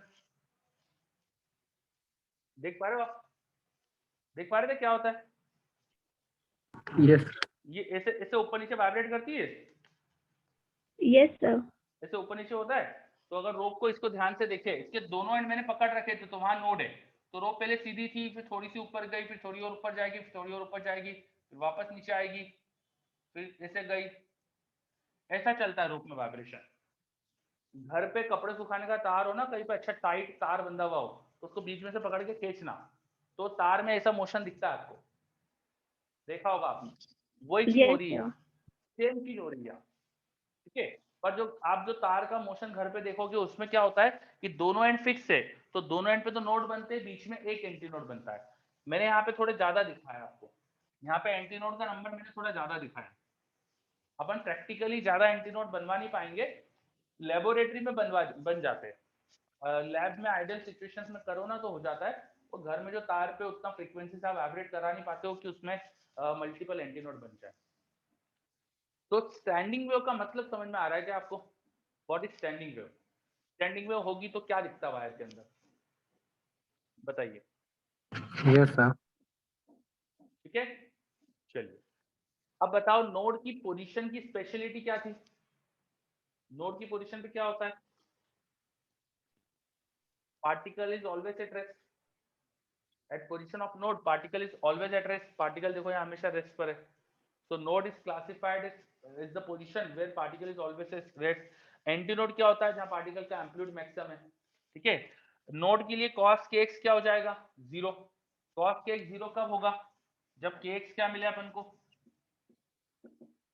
π/2। π/2, 3π/2 सब ले सकते हैं ना अपन, यस सर, इंटीग्रल है मल्टीपल। ना? Odd multiple of π/2, 2n + 1 π/2। k होता है 2π/λ, वो रख दो तो पोजीशन आ जाती है 2n + 1 λ/2। तो कंसेक्यूटिव नोड के बीच की डिस्टेंस निकालेंगे अपन तो λ/2 आएगी। कंसेक्यूटिव नोड के बीच की डिस्टेंस निकालेंगे तो λ/2, ये λ/4 आ जाएगा यहाँ पे, ये /2 और जाके λ/4 हो गया। तो कंसेक्यूटिव नोड के बीच की डिस्टेंस आ जाएगी λ/2। समझ में आ रहा है क्या? यहाँ पे पहली n को 0 ले लूं तो λ/4 पे एक नोड आएगा, n को 1 ले लूं तो 3 λ/4 पे आएगा। डिफरेंस निकालो λ/2। तो डिस्टेंस बिटवीन टू नोड वो आ रही है λ/2। ये डिस्टेंस λ/2। ठीक है, सिमेट्री है इसलिए एंटीनोड इनके ठीक बीच में होगा। तो एंटीनोड से नोड के बीच की डिस्टेंस अगर कोई पूछे तो बता देना λ/4। और दो कंसेक्यूटिव एंटीनोड के बीच की डिस्टेंस पूछे तो वो भी सिमेट्री से बोल देना λ/2। नोड नोड के बीच की डिस्टेंस λ/2, एंटीनोड के बीच की डिस्टेंस λ/2। क्लियर हो रहा है? Yes, sir. ओके, बहुत बढ़िया, है ना? तो स्टैंडिंग वेव कुछ पढ़ा अपन ने, क्लियर हुआ? Yes, sir. Yes, sir. Okay, बहुत बढ़िया। अब स्टैंडिंग वेव रस्सी पे दिखता ही है, तो स्टैंडिंग वेव ऑन रोप, ये तो मैंने बेसिक थ्योरी बताई। स्टैंडिंग वेव का मतलब क्या होता है ये बताया, रोप पे दिखेगा क्या है बताया। अब रोप पे जब स्टैंडिंग वेव बनेगा तो कुछ पर्टिकुलर स्पेशल केसेस और होते हैं, कुछ फ्रीक्वेंसी कुछ स्पेसिफिक रखना पड़ती है, उस बारे में बात करते हैं। तो ये हटा दो, सब मैं हटा दूं? Yes, ठीक है, sir. अभी हमने समझा स्टैंडिंग वेव का मतलब। स्टैंडिंग वेव बनेगी तो क्या होगा? अब आप हेडिंग लिखिए, modes of vibration of string. Modes of vibration of string. Modes of vibration of string.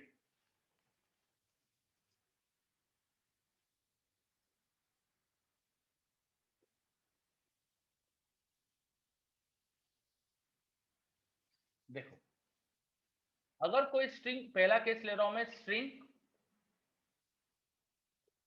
Fix at both ends. कोई रोप दोनों एंड से फिक्स है, कोई रोप है जो दोनों एंड से फिक्स है। दो फिक्स एंड जो होते हैं जहां पर रोप को अपन ने फिक्स कर रखा है, फिक्स एंड पर हमेशा बनना चाहिए नोट। फिक्स एंड पे हमेशा बनना चाहिए नोट, बिकॉज वो मूव नहीं कर सकता ना, फिक्स एंड है वो। अच्छा, यहाँ स्टैंडिंग वेव तो बनेगी बनेगी अगर मैं इसमें वाइब्रेशन क्रिएट करूंगा, बिकॉज वेव रिफ्लेक्ट तो क्या आएगी। समझ पा रहे क्या? अब यार ये लोग यहाँ आ सकते हैं मुझे लग रहा। Yes, sir. ठीक है, चलिए प्लीज माइक ऑफ रखिए। ओके, तो जब भी हम स्ट्रिंग में वेव क्रिएट करेंगे, फिक्स एंड से वेव रिफ्लेक्ट होकर भी आ सकती है। तो यहाँ पर रिफ्लेक्शन की वजह से स्टैंडिंग वेव बनेगी। इंसिडेंट वेव जो हमने यहाँ पर डिस्टर्बेंस से वेव क्रिएट करी वो, प्लस जो रिफ्लेक्शन से वेव आई, ये मिलकर यहाँ स्टैंडिंग वेव बनना चाहिए। ठीक है, ये पॉइंट तो सबको क्लियर हो रहा होगा। हम अगर इसमें वेव क्रिएट करेंगे तो स्टैंडिंग वेव बनेगी यहाँ पर। अब जो स्टैंडिंग वेव बनेगी उनकी क्या खासियत होना चाहिए वो समझना चाह रहे हैं अपन। तो दोनों एंड फिक्स होने से दोनों एंड पे नोड बनना चाहिए। दो कंसेक्यूटिव नोड के बीच की डिस्टेंस λ/2 होती है, बताया था मैंने। तो ये नोड और ये नोड, जरूरी नहीं कि बीच में सिर्फ 2 ही नोड है, और भी नोड आ सकते हैं बीच में, तो हो सकता है बीच में और भी नोड आ रहे। तो जनरल 2 नोड के बीच की distance should be multiple of lambda by 2। 2 node की जनरल डिस्टेंस जो होना चाहिए वो होना चाहिए multiple of lambda by 2। Consecutive node के लिए लैम्डा बाय 2 और किसी भी रैंडम 2 नोड के बीच में लैम्डा बाय 2 का कुछ मल्टीपल होना चाहिए। समझ में आ रहा है क्या ये? Yes sir. है ना, रस्सी की लेंथ अगर L है तो this L should be a multiple of lambda by 2, ऐसा होना चाहिए। इससे मैं बोल सकता हूं कि जो यहाँ पे वेवलेंथ क्रिएट होगी वेव की, वेवलेंथ जो आएगी वो होना चाहिए 2L/n। हर किसी वेवलेंथ की वेव यहाँ पर स्टैंडिंग वेव नहीं बना सकती। जिस वेवलेंथ से स्टैंडिंग वेव बनेगी वो होना चाहिए 2L/n। जिस वेवलेंथ से स्टैंडिंग वेव बनना चाहिए वो आना चाहिए 2L/n। ठीक है, फिर वेव की वेवलेंथ और फ्रीक्वेंसी आपस में रिलेटेड होती है, तो हम फ्रीक्वेंसी के टर्म में भी लिख सकते हैं। ठीक है, वेवलेंथ होता था वेव की स्पीड इनटू टाइम पीरियड, और टाइम पीरियड को 1 फ्रीक्वेंसी भी लिख सकते हैं। ये होना चाहिए फिर 2L/n। तो यहां से मुझे समझ में आया कि जो फ्रीक्वेंसी स्टैंडिंग वेव बनाने वाली है वो आना चाहिए n/2L into v। The frequency of wave which may create standing wave on this string should be n/2L into v। जिस फ्रीक्वेंसी की स्टैंडिंग वेव बन सकती है रोप पर वो फ्रीक्वेंसी होना चाहिए। समझ में आ रहा है? रस्सी में वेव की स्पीड को t/μ लिख सकता हूं, तो एक्सप्रेशन ये बन गया। अच्छा, यहाँ पे n क्या था? n एक इंटीजर था। n अपन ने क्या लिया था? इंटीजर। लैम्डा बाय 2 का कुछ मल्टीपल था ना लेंथ, तो n एक इंटीजर था। वो इंटीजर मिनिमम क्या ले सकता हूं मैं? 1। तो फॉर n इक्वल टू 1, इसको 1 लिया तो फ्रीक्वेंसी सबसे कम आएगी, उसे बोल दिया f0, वो आ गया 1/2L रूट t/μ। बाकी किसी n की वैल्यू लोगे, जैसे n इक्वल टू 2 लिया, तो वहां फ्रीक्वेंसी क्या आने वाली है? उसको बोल दिया f1। यहाँ पे 2 रख दो, 2/2L root t/μ। n equal to 3 लो, तो फ्रीक्वेंसी क्या आने वाली है? उसे बोल दिया f2। वो आने वाली है मेरे पास 3/2L root t/μ। If you observe carefully, ये जो पहली फ्रीक्वेंसी थी ना, बाकी सब इसका मल्टीपल है। जो पहली फ्रीक्वेंसी उसका मल्टीपल है, ये है 2f0, ये है 3f0। तो ये जो पहली फ्रीक्वेंसी है इसके बाकी फ्रीक्वेंसीज मल्टीपल होती है। मिनिमम इस फ्रीक्वेंसी की स्टैंडिंग वेव बन सकती है, इसे बोला जाता है फंडामेंटल फ्रीक्वेंसी। फंडामेंटल फ्रीक्वेंसी, जिस फ्रीक्वेंसी के मल्टीपल में ही बाकी फ्रीक्वेंसी एग्जिस्ट कर सकती है, स्ट्रिंग पर सबसे कम इस फ्रीक्वेंसी की वेव स्टैंडिंग वेव बना सकती है, उसे बोलते हैं फंडामेंटल फ्रीक्वेंसी। और ये फंडामेंटल का 2 टाइम है, तो डबल बोलने का हमारा यहाँ तरीका होता है हार्मोनिक, इसे बोला जाता है सेकंड हार्मोनिक। ये 3 टाइम फंडामेंटल है, इसलिए इसको बोला जाता है थर्ड हार्मोनिक। कोई फ्रीक्वेंसी फंडामेंटल का कितना टाइम से वो हार्मोनिक। थर्ड टाइम तो 3 हार्मोनिक, 4 गुना तो 4 हार्मोनिक, फिफ्थ टाइम तो 5वां हार्मोनिक। अच्छा, फंडामेंटल के बाद नेक्स्ट हायर फ्रीक्वेंसी ये है जिससे ऑसिलेशन संभव है, यहाँ पे जिससे स्टैंडिंग वेव बन सकती है, इसलिए इसको बोलते हैं फर्स्ट ओवरटोन। इसे बोला जाता है सेकंड ओवरटोन।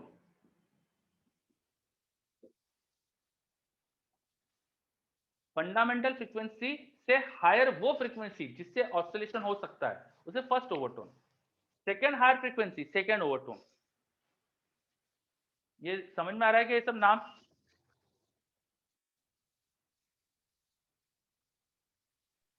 सर फंडामेंटल में भी तो ऑसिलेशन हो सकते हैं ना? हाँ, फंडामेंटल भी ऑसिलेशन हो सकते हैं, यस।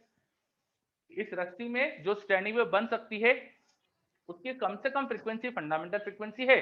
फंडामेंटल के हायर मल्टीपल की फ्रीक्वेंसीज के भी स्टैंडिंग वेव बन सकती है। ठीक है, यस। तो पॉइंट ये हो रहा है कि रस्सी में किसी भी जनरल फ्रीक्वेंसी की स्टैंडिंग वेव नहीं बन सकती, कुछ सर्टेन स्पेशल फ्रीक्वेंसी की स्टैंडिंग वेव ही यहाँ क्रिएट हो सकती है।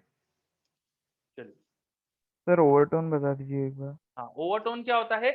फंडामेंटल के बाद जो पहली फ्रीक्वेंसी जिससे ऑसिलेशन हो सकता है उसे बोलते हैं फर्स्ट ओवरटोन। फंडामेंटल के बाद की सेकेंड वो फ्रीक्वेंसी जिससे ऑसिलेशन हो सकता है उसे बोलते हैं सेकेंड ओवरटोन। समझे? फंडामेंटल के बाद का कौन सा नंबर है, फर्स्ट सेकेंड थर्ड फोर्थ कौन सा है, उतना ओवरटोन। ओवरटोन शब्द से समझ में आ रहा है कि ओवर द फंडामेंटल पहला, ओवर द फंडामेंटल दूसरा, ओवर द फंडामेंटल तीसरा, ऐसा।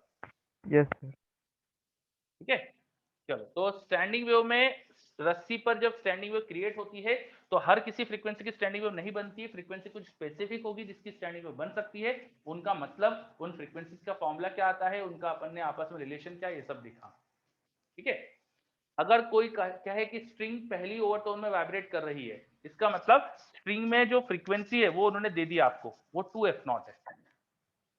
वो फ्रीक्वेंसी देने का तरीका होता है इस तरह से बोलना कि रोप में किस फ्रीक्वेंसी की स्टैंडिंग वेव बनी हुई है।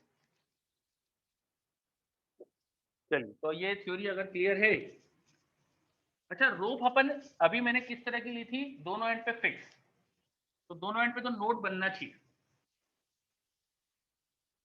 जब n इक्वल टू 1 लिया था हमने तो फंडामेंटल फ्रीक्वेंसी थी, इस केस में n इक्वल टू 1 है, मतलब लेंथ हो जाएगी lambda by 2। Length lambda by 2 मतलब रस्सी में केवल एक ही आपको एंटी नोड दिख सकता है, रस्सी इस तरह से दिखेगी आपको वाइब्रेट करते हुए ऐसे। रोप में बीच में एक एंटी नोड, दोनों तरफ node, because this distance is lambda by 2। अगर अपन ने फ्रीक्वेंसी डबल कर दी, फ्रीक्वेंसी डबल कर दी, फर्स्ट ओवरटोन में वाइब्रेट कराया, तो फर्स्ट ओवरटोन में क्या होता है कि दो लेमडा बाय 2, 2 लेमडा बाय 2 को अपन ने लेंथ कराया, तो रस्सी आपको ऐसे दिख सकती है, इस तरह की रोप दिख सकती है वाइब्रेट करते हुए। उसमें 2 एंटी नोड हो जाएंगे, 3 नोड हो जाएंगे। आपने 3 टाइम फंडामेंटल फ्रीक्वेंसी से रस्सी में वाइब्रेशन करवाए तो रस्सी में टोटल 3 लूप दिख सकते हैं आपको इस तरह से।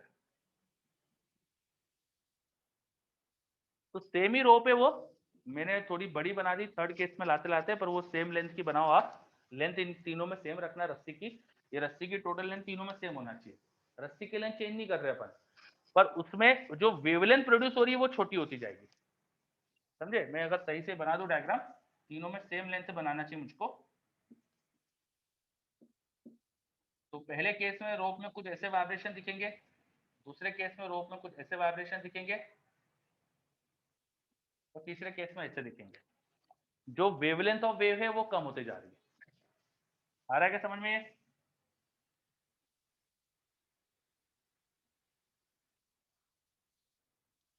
हम फ्रीक्वेंसी बढ़ा रहे हैं तो वेवलेंथ कम हो रही है।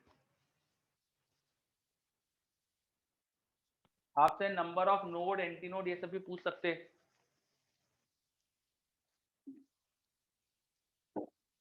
फंडामेंटल का 3 टाइम फ्रीक्वेंसी है तो 3 लूप बनेंगे, तो number of node, anti node count कर सकते हो आप।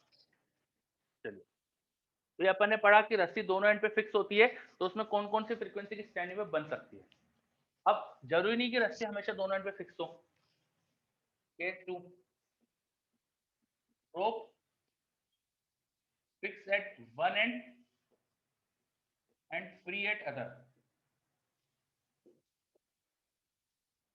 मतलब हमने क्या करा, रोप के एक एंड पे तो उसे अच्छे से बांध दिया, और दूसरा एंड अपन ने वो रॉड के साथ है ना रिंग वाला अरेंजमेंट बना दिया, तो वो रिंग ऊपर नीचे फ्रीली मूव कर सकती है। तो ये एंड तो फिक्स हो गया और ये एंड फ्री हो गया। अब जो एंड फ्री टू मूव है वहां नोड थोड़ी, वहां तो एंटी नोड बनेगा क्योंकि वो फ्री टू मूव एंड है। सिंपल सी बात, समझ में आ रहा है ये? जो फ्री टू एंड मूव है वो फ्री है, तो डेफिनेटली वहां पे तो एंटी नोड ही बनना चाहिए। ठीक है, जस्ट अ सेकंड।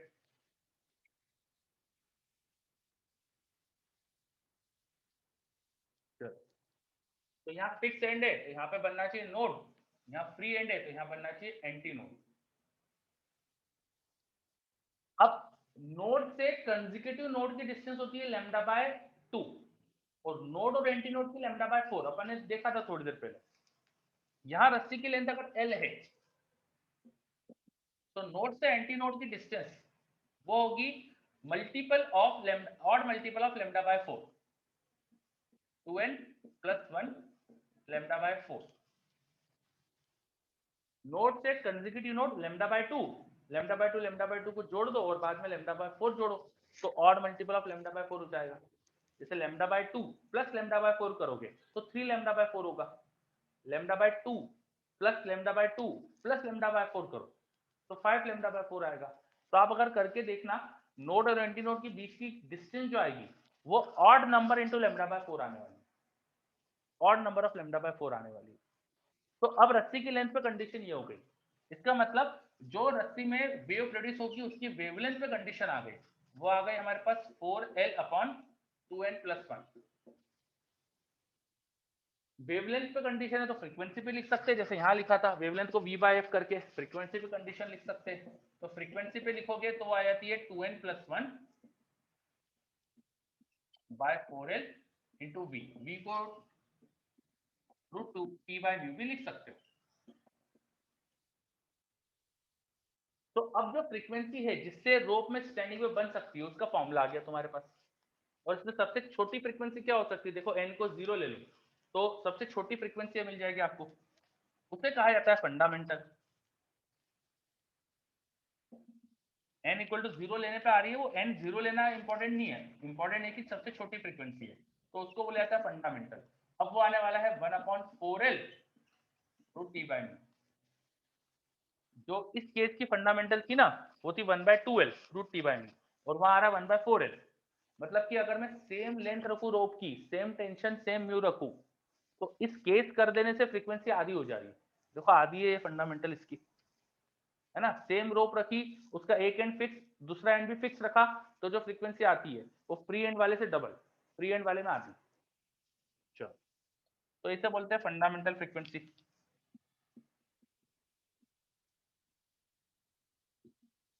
आपसे बोला जाए फंडामेंटल फ्रीक्वेंसी में स्ट्रिंग वाइब्रेट कर रही है, इसका मतलब ऐसा है कि इस फ्रीक्वेंसी से वाइब्रेट कर रही है, उसमें फ्रीक्वेंसी पता चल गया आपको, या ये पता चल गया फंडामेंटल फ्रीक्वेंसी है तो n 0 है, n 0 डालो तो λ/4 लेंथ हो जाएगी। यहाँ नोड तो वहां एक एंटी नोड, λ/4 लेंथ में क्या होगा, नोड से एंटी नोड बनेगा, ऐसा कुछ दिखेगा स्ट्रिंग वाइब्रेट करते हुए आपको। स्ट्रिंग का वाइब्रेशन आपको जैसा दिखेगा। चलो आ रहा है क्या समझ में ये, is this clear? Yes sir. Yes sir. उसी तरह से फिर और बाकी n की वैल्यू डाल सकते हो, n को 1 ले लो तो फ्रीक्वेंसी आ जाएगी, फर्स्ट बोल देंगे उसको, वो आने वाली है हमारे पास 3/4l/t/m। अब ये फंडामेंटल का ध्यान से देखो 3 टाइम है, ध्यान से देखो 3 टाइम है, तो इसे कौन सा हार्मोनिक बोलना चाहिए, ध्यान से देखो फंडामेंटल का 3 टाइम है, सेकेंड हार्मोनिक। 3 टाइम है ना तो थर्ड हार्मोनिक, थर्ड हार्मोनिक। जितना टाइम उतना हार्मोनिक। Yes sir. ठीक है। अच्छा फंडामेंटल के बाद पहली फ्रीक्वेंसी है जिससे ऑसिलेशन पॉसिबल है, तो उसको ओवरटोन कौन सा बोलेंगे, फर्स्ट ओवरटोन। फर्स्ट ओवरटोन, बिल्कुल सही। चलो n को 2 ले लो। अच्छा इसमें स्ट्रिंग का शेप भी बना देता हूं मैं, स्ट्रिंग कैसे दिखेगी वाइब्रेट करते हुए। तो जो एंड फ्री है वहां तो बनना चाहिए एंटी नोड, बीच में बस एक नोड और बन जाएगा, ऐसा हो जाएगा स्ट्रिंग का शेप। स्ट्रिंग का वाइब्रेशन आपको ऐसा दिखेगा। n इक्वल टू 2 ले लो, तो जो फ्रीक्वेंसी है उसे बोल दिया अपन ने f2, n को 2 डालोगे तो आ जाएगा 5 टाइम v/4l, मतलब 5 टाइम f0, तो हार्मोनिक होगा फिफ्थ, ठीक है, फंडामेंटल का 5 टाइम से ये, और ओवरटोन होगा सेकेंड। आ रहा समझ में?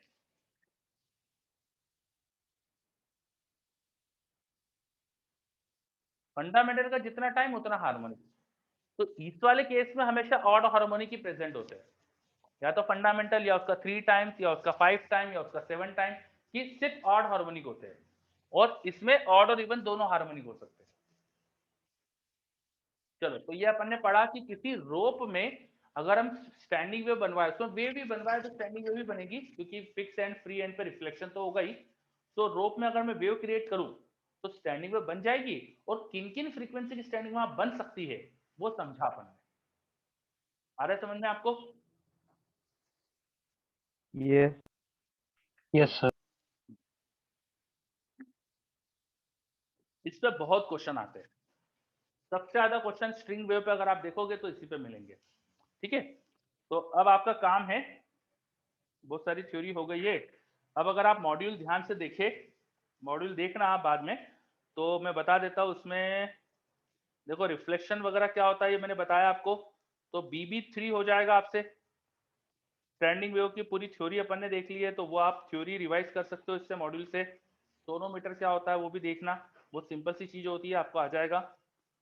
और उसके बाद इलस्ट्रेशन देखकर BB4 करना। BB4 की पूरी थ्योरी हो चुकी है अपनी। ठीक है, तो 4 ही बिगिनर बॉक्स है इसमें। BB4 3 तक हो ही गया था, तो चौथा बिगिनर बॉक्स आज और होमवर्क में दिया है। तो BB3 BB4 ये दोनों बिगिनर बॉक्स करके लाना है आपको नेक्स्ट क्लास में, और साथ में थ्योरी देख के आना है। जो भी दिक्कत हो पहले डाउट्स क्लियर करेंगे, आपका डाउट्स खत्म करके फिर अपन आगे बढ़ाएंगे चैप्टर को। अगर आप SCV करना चाहो तो SCV भी कर सकते हो। SCV का जो पहला चैप्टर है wave motion and wave on string, वो हो गया अपना, तो वो आप रिवाइज उसके इलस्ट्रेशन देखकर वो भी कर सकते हो। तो मेरा सजेशन रहेगा इलस्ट्रेशन SCV की भी देख लो, बिगिनर बॉक्स कर लो, उसके बाद फिर SCV की एक्सरसाइज स्टार्ट कर दो। ठीक है, Yes, sir. चलो ओके बच्चों, सर? फिर अपन आज हाँ बोलो। सर मॉड्यूल की जगह हम रेसिस कर लें, उसकी हार्ड कॉपी अवेलेबल है ना सर हमारे पास? हाँ तुम्हारी जैसी इच्छा कर लो, कोई मना नहीं है, दोनों सेम ही है, देखना। ठीक है, यस सर। ओके बेटा, मिलते हैं नेक्स्ट